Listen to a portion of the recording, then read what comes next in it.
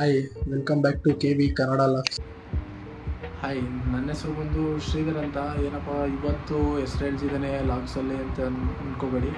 ಹೊಸ್ದಾಗಿ ವೀಡಿಯೋಸ್ ಮಾಡ್ತಾ ಇರೋದ್ರಿಂದ ಡೈರೆಕ್ಟಾಗಿ ಮಾತಾಡೋಕ್ಕೆ ಸ್ವಲ್ಪ ಇದು, ಯಾಕಂದರೆ ಹೊಸ್ದಾಗಿ ಮಾಡ್ತಾ ಇರ್ಬೇಕಾದ್ರೆ ಈಗ ಯಾರು ಏನು ಅನ್ಕೋತಾರೋ ಇದೇ ಮೈಂಡ್ಸೆಟ್ಟು. ಯಾರು ಏನಾರು ಅನ್ಕೋತಾರೆ, ಈಗ ಫ್ರೆಂಡ್ ಸರ್ಕಲ್ ನೋಡಿದವ್ರು ಏನಂತಾರೋ, ಏನು ಬ್ಯಾಡ್ ಕಮೆಂಟ್ಸ್ ಬರ್ಬೋದು, ಈ ಥರನೇ ಯೋಚನೆ ಮಾಡಿಕೊಂಡು ಸುಮಾರು ಆಗಲೇ 1 ಇಯರಿಂದ ವೀಡಿಯೋ ಮಾಡಬೇಕು ಅಂದ್ಕೊಂಡೇ ಇದ್ದೆ, ಬಟ್ ಮಾಡಿರಲಿಲ್ಲ. ಬಟ್ ರೀಸೆಂಟಾಗಿ ಸ್ಟಾರ್ಟ್ ಮಾಡಿದ್ದೀನಿ. ಆದಷ್ಟು ಶೇರ್ ಮಾಡಿ, ಸಬ್ಸ್ಕ್ರೈಬ್ ಮಾಡಿ. ನೀವು ಒಂದೊಂದು ಶೇರು, ಒಂದೊಂದು ಸಬ್ಸ್ಕ್ರೈಬಿಂದ ನಂಗೆ ತುಂಬ ಹೆಲ್ಪ್ ಆಗುತ್ತೆ. ಹೊಸ್ದಾಗಿ ಮಾಡ್ತಿರೋದು ಈಗ ಸೋಷಿಯಲ್ ಮೀಡಿಯಾದಲ್ಲಿಂದ, ಈಗ ಇನ್ಸ್ಟಾಗ್ರಾಮ್ ಆಗಲಿ ಫೇಸ್ಬುಕ್ಕಿಂದ ಆಗಲಿ ಡೈರೆಕ್ಟು ಬಂದು ಇರಪ್ಪ ನನಗೆ ಅಲ್ಲಿ ಫಾಲೋವರ್ಸ್ ಇದ್ದಾರೆ, ನಾನು ಡೈರೆಕ್ಟು ಸಬ್ಸ್ಕ್ರೈಬ್ ಮಾಡಿಸ್ಕೋಬೋದು ಅಂತ ಯಾವುದೇ ರೀತಿ ಇಲ್ಲ. ಎಲ್ಲೂ ಸೋಷಿಯಲ್ ಮೀಡಿಯಾದಲ್ಲಿ ಲಿಂಕ್ ಇಲ್ಲ ಅನ್ನೋದಕ್ಕಿಂತ ಫೋನೆಲ್ಲ ನಾರ್ಮಲಾಗಿ ಯೂಸ್ ಮಾಡ್ತಿದ್ದೀನಿ. ಈಗ ಮಿಡಲ್ ಕ್ಲಾಸಲ್ಲಿ ಎಲ್ಲರೂ ಹೆಂಗೆ ಥರ ಇದು ಮಾಡ್ತೀವೋ ಅದೇ ಥರ ನೀವು ಎಲ್ಲರೂ ಹೆಂಗೆ ಯೂಸ್ ಮಾಡ್ತೀರೋ ಅದೇ ಥರ ಯೂಸ್ ಮಾಡ್ತಿದ್ದೀನಿ. ಬಟ್ ರೀಸೆಂಟಾಗಿ ಯೂಟ್ಯೂಬ್ ಚಾನಲ್ ಸ್ಟಾರ್ಟ್ ಮಾಡಿರೋದು, ಡ್ರೈವಿಂಗ್ ಬಗ್ಗೆ ಲಾಕ್ಸ್ ಮಾಡ್ತಿರೋದು.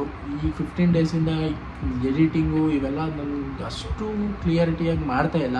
ನಾನೇ ಹೇಳ್ತಿದ್ದೀನಿ, ನನ್ನ ವೀಡಿಯೋಸ್ ಕ್ಲಿಯರಿಟಿ ಇಲ್ಲ. ಬಟ್ ನೀವು ಸಪೋರ್ಟ್ ಮಾಡ್ತಾ ಹೋದರೆ ನಾನು ಇನ್ನೊಂದು ಸ್ವಲ್ಪ ಏನೋ ಕಲಿಬೇಕು. ಇರಪ್ಪ ಇದು ಎಡಿಟ್ ಈ ಥರ ಮಾಡ್ಬೋದು, ಹಿಂಗೆ ಮಾಡಿದ್ರೆ ಈ ಥರ ಆಗುತ್ತೆ ಅಂತ ಟ್ರೈ ಮಾಡ್ತೀನಿ.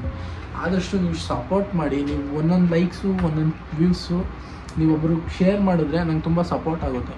ಇರಪ್ಪ ನಾನು ಸಪೋರ್ಟ್ ಮಾಡ್ತಾಯಿದ್ದಾರೆ, ನಾನು ಬೇರೆ ಏನಾರು ಕಲಿಬೇಕು, ಮಾಡಬೇಕು. ನೀವೇ ನೋಡಿ ನನ್ನ ಅಕೌಂಟ್ ಓಪನ್ ಮಾಡಿ. ಫಸ್ಟ್ನೇ ವೀಡಿಯೋಗೂ ಈಗ ನಾನು ರೀಸೆಂಟಾಗಿ ಅಪ್ಲೋಡ್ ಮಾಡಿರೋ ವೀಡಿಯೋಗಳಿಗೂ ತುಂಬ ಡಿಫ್ರೆನ್ಸ್ ಇದೆ. ನನ್ನಲ್ಲಿ ಫಸ್ಟ್ ವೀಡಿಯೋದಲ್ಲಿ ವಾಯ್ಸೇ ಒಂಥರ ಇದೆ, ಎಡಿಟ್ ಮಾಡಿರೋ ಇದೇ ಬೇರೆ ಥರ ಇದೆ. ಯಾಕಂದರೆ ನನಗೆ ಯಾವ ಒಬ್ಬ ಯೂಟ್ಯೂಬರ್ ಹತ್ರ ಹೋಗಿ ಇಲ್ಲಿ ಅದರ ಎಡಿಟ್ ಮಾಡೋರ ಹತ್ರ ಹೋಗಿ ಕೇಳಿಕೊಂಡು ಮಾಡ್ತಾಯಿಲ್ಲ. ನನಗಿರೋ ಫ್ರೀ ಟೈಮಲ್ಲಿ ನಾನು ಮಾಡಿರೋ ವೀಡಿಯೋಗಳ್ನೇ ತೊಗೊಂಡು ಅಪ್ಲೋಡ್ ಮಾಡ್ತಾಯಿದ್ದೀನಿ. ಹೊಸ್ದಾಗಿ ವೀಡಿಯೋಸ್ ಮಾಡ್ತಿರೋದ್ರಿಂದ ಕೆಲವೊಂದು ಡೈಲಿ ಅಪ್ಲೋಡ್ ಮಾಡೋಕ್ಕಾಗ್ತಿಲ್ಲ, ಕೆಲವೊಂದು ಅಪ್ಲೋಡ್ ಮಾಡ್ತಾಯಿದ್ದೀನಿ. ಆದಷ್ಟು ಅಪ್ಲೋಡ್ ಮಾಡೋಕ್ಕೆ ಟ್ರೈ ಮಾಡ್ತೀನಿ. ವೀಡಿಯೋಸ್ ಅಪ್ಲೋಡ್ ಮಾಡ್ತಾ ಇರ್ಬೇಕಾದ್ರೆ ನೀವು ಲೈಕ್ ಮಾಡಿ, ಶೇರ್ ಮಾಡಿ, ಸಬ್ಸ್ಕ್ರೈಬ್ ಮಾಡಿದ್ರೆ ನನಗೆ ಇರಪ್ಪ ನಾನು ಸಬ್ಸ್ಕ್ರೈಬ್ ಮಾಡಿದ್ದಾರೆ ಅನ್ನೋ ಒಂದು ಜವಾಬ್ದಾರಿ ಅನ್ನೋದು ಬರುತ್ತೆ.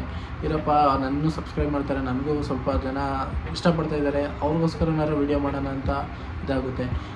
ದಯವಿಟ್ಟು ಸಬ್ಸ್ಕ್ರೈಬ್ ಮಾಡಿ. ನೀವು ಸಬ್ಸ್ಕ್ರೈಬ್ ಮಾಡಿದಷ್ಟು ನಂಗೆ ತುಂಬ ಸಪೋರ್ಟ್ ಆಗುತ್ತೆ. ಸಪೋರ್ಟ್ ಅಂದರೆ ಲೈಕ್ ಏನೋ ಇರಪ್ಪ ನನಗೆ ನನ್ನ ವೀಡಿಯೋಸ್ ನೋಡೋರವ್ರೆ, ನಾನು ಒಂದು ಸ್ವಲ್ಪ ವೀಡಿಯೋಸ್ ಮಾಡಬೇಕು ಅಂತ ಬರುತ್ತೆ. ಆದಷ್ಟು ವಿಡಿಯೋನ ಶೇರ್ ಮಾಡಿ, ಲೈಕ್ ಮಾಡಿ, ಸಬ್ಸ್ಕ್ರೈಬ್ ಮಾಡಿ. ಹೊಸ್ದಾಗಿ ವಿಡಿಯೋ ಮಾಡ್ತಿರೋರಿಗೆ ನಿಮ್ಮಂಥವ್ರಿಗೆ ಸಪೋರ್ಟ್ ಬೇಕು. ತುಂಬ ಮಿಲಿಯನ್ ಗಟ್ಟಲೆ ವ್ಯೂಸು ಇಲ್ಲ ಇನ್ಸ್ಟಾಗ್ರಾಮಲ್ಲಿ ರೀಲ್ಸ್ಗಳು ಮಾಡಿಕೊಂಡು ಬಂದರೆ ತುಂಬ ಬೇಗ ಕ್ಲಿಕ್ ಆಗ್ತಾರೆ. ನಾವು ಹೊಸ್ದಾಗಿ ಮಾಡ್ತಿರೋದ್ರಿಂದ ಸ್ವಲ್ಪ ಕಷ್ಟ. ಆದಷ್ಟು ಸಪೋರ್ಟ್ ಮಾಡಿ. ನೀವು ಸಪೋರ್ಟ್ ಮಾಡಿ ಇರೋದ್ರಿಂದ ನನಗೆಲ್ಲ ಇನ್ನೊಂದು ವೀಡಿಯೋ ಇನ್ನೊಂದು ಸ್ವಲ್ಪ ಎಡಿಟು ಇಲ್ಲ ಏನೋ ಒಂದರಲ್ಲಿ ಸ್ವಲ್ಪ ಮಿಸ್ಟೇಕ್ ಇದ್ರೂ ಅದನ್ನು ಅಡ್ಜಸ್ಟ್ ಮಾಡಿಕೊಂಡು ಕ್ಲಿಯರ್ ಮಾಡ್ಕೊತ ಹೋಗ್ತೀನಿ. ನಾನು ಬಂದು ಡ್ರೈವಿಂಗ್ ಫೀಲ್ಡಲ್ಲಿರೋದು.